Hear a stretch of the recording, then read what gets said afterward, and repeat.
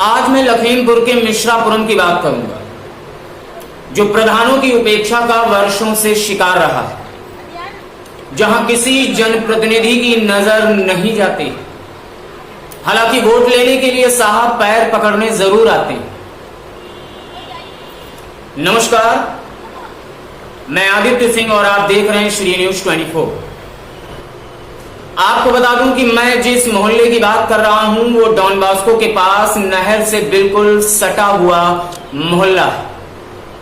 आधुनिकता से परिपूर्ण है, संपन्न और मध्यम वर्गीय लोग रहते हैं।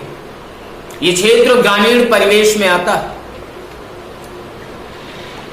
यहां की कुछ बेहद संवेदनशील समस्याएं हैं जिनका निदान बेहद आवश्यक है। समस्या घरों के पानी के निकास की व्यवस्था नहीं, सड़कों की हालत खराब है तो वहीं कई जगहों पर आज भी कच्ची सड़क है, जो बरसात या घरों के थोड़े से पानी से ही निकलना मुश्किल हो जाता है। नालियां बनी हैं तो नाले तक उनकी पहुंच नहीं, जिससे नालियां भर जाने पर गंदा पानी और गंदगी सड़कों पर आ जाती है। अगर हल्की फुल्की बारिश हो जाए तो कहना ही क्या, फिर तो हो गई 2-3 हफ्तों की छुट्टी, मतलब निकलना मुश्किल। जल भराव ऐसा कि कहना ही क्या, जैसा कि आप इन तस्वीरों में देख ही रहे होंगे किस तरह से जल भराव से लोग परेशान हैं। जब हमारे संवाददाता ने जाकर ग्राउंड रिपोर्ट ली तो जनप्रतिनिधियों और प्रशासनिक लापरवाही उजागर हुई। पीड़ित लोगों से बात करने पर पता चला कि इन समस्याओं से कई बार प्रधानों को, जी हां, प्रधानों को प्रार्थना पत्र के माध्यम से अवगत कराया गया, लेकिन प्रधान जी कुंभकर्णी नींद में 5 साल रहे। अगले 5 साल के लिए आश्वासन देकर और फिर से कुंभकर्णी नींद में सो गए। यही सिलसिला कई वर्षों से चलता आ रहा है। प्रशासन भी कुछ कम नहीं, उनको जनता की किसी समस्या से मतलब कहां है। उन्हें तो महीना पूरा हो मोटा मोटी तनख्वाह उठाना। जन सेवक भूल ही गया है कि उसकी ड्यूटी क्या है, किस काम और किसके लिए उन्हें नियुक्ति मिली है। कुल मिलाकर क्षेत्रवासियों ने अपनी इस समस्या के लिए प्रत्येक जिम्मेदार को वर्षों से अवगत कराते आ रहे हैं, लेकिन कार्यवाही का प्रतिफल शून्य है। इसी क्षेत्र की दूसरी बड़ी समस्या गंदगी की भी है। लोगों ने बताया कि सफाई कर्मी कभी कभार आता है और अपने काम को बेहद लापरवाही से अंजाम देकर चला जाता है। इसका भी प्रमाण आप विजुअल में देख ही रहे हैं। अगर सफाई कर्मी अपनी ड्यूटी सही से करे तो शायद जितनी समस्या बनी हुई है उतनी ना हो, लेकिन सभी जिम्मेदार साहब यानी बाबूजी हैं। काम तो आम जनमानस को ही करना है। खैर, आपको बता दें कि इस क्षेत्र के वर्तमान प्रधान से लोगों की उम्मीद बढ़ी, लेकिन अब ये उम्मीद कितनी पूरी होगी ये तो आने वाला वक्त बताएगा। लेकिन फिर भी श्री न्यूज आप जिम्मेदारों से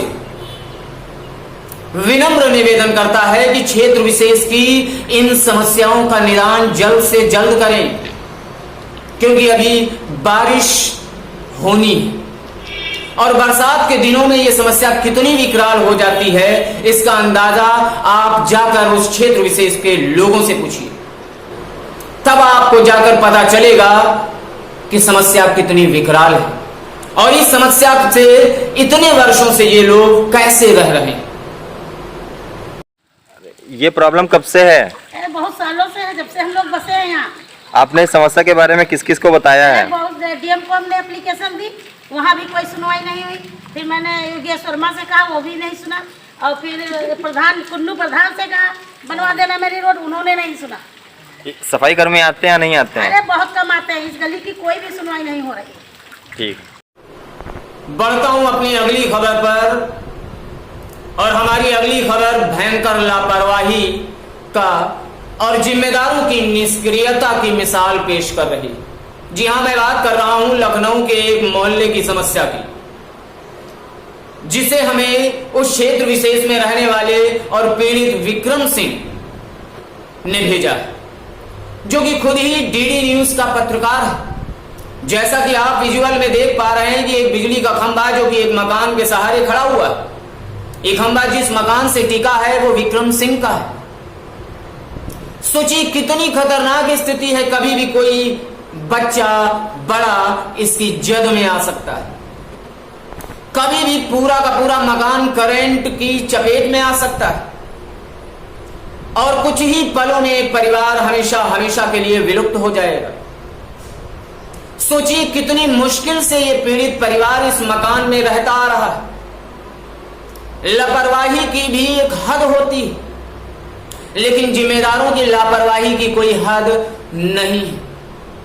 आप सोच रहे होंगे कि विक्रम सिंह ने इसकी शिकायत क्यों नहीं की, तो आपको बता दूं कि कई प्रार्थना पत्र और मौखिक रूप से अवगत कराया गया, यहां तक एसडीओ साहब को भी अवगत कराया गया, लेकिन आश्वासन और वस्तु स्थिति जस की तस बनी हुई।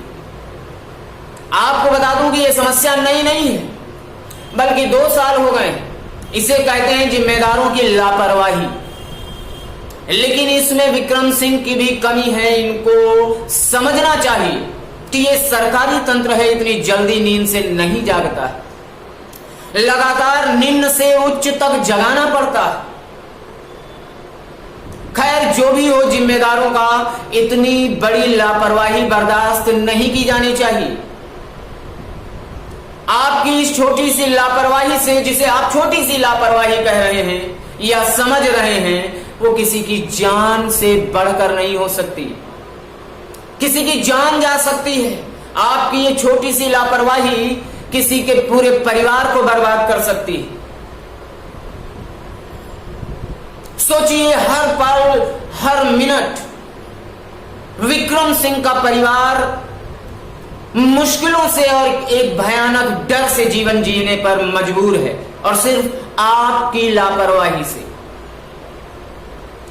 साहब जाग जाइए, कहीं ये आपकी छोटी सी लापरवाही, जिसे आप छोटी सी लापरवाही समझ रहे हैं, ये किसी के लिए बहुत बड़ी समस्या न बन जाए, किसी के पूरे परिवार को ना उजाड़ के रख दे। इसलिए श्री न्यूज 24 आपसे निवेदन करता है, शीघ्र अतिशीघ्र समस्या का निदान करें,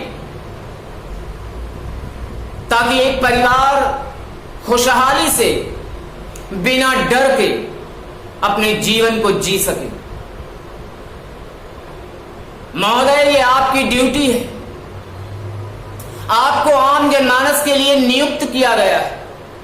आप जो महीने पर तनख्वाह उठाते हैं, वो आप जनसेवा के लिए उठाते हैं, जनसेवा के लिए आपको नियुक्त किया गया है।